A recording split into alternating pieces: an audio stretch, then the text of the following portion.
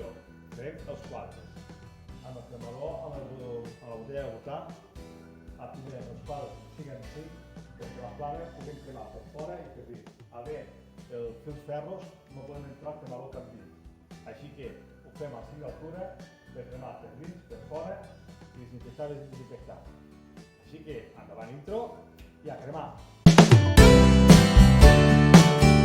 Benvinguts al meu de la comarca, canal dedicat a l'agricultura i en un futur podré amb altres coses. Si us agraden els vídeos, fiqueu like i si podeu, inscriu-vos al canal. Vinga, nois, a un altre vídeo.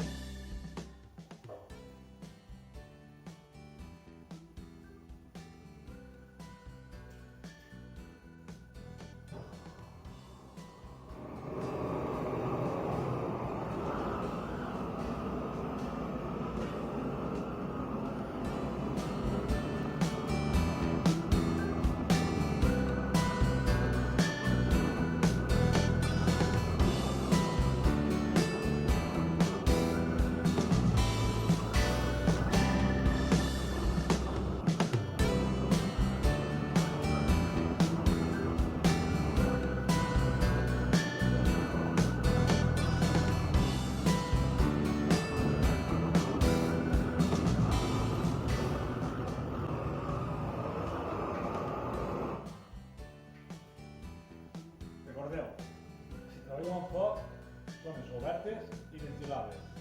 Nosaltres treballem amb un cremador bastant potent, d'uns 70 kW treballes amb butà o propà i 50 amb gas natural.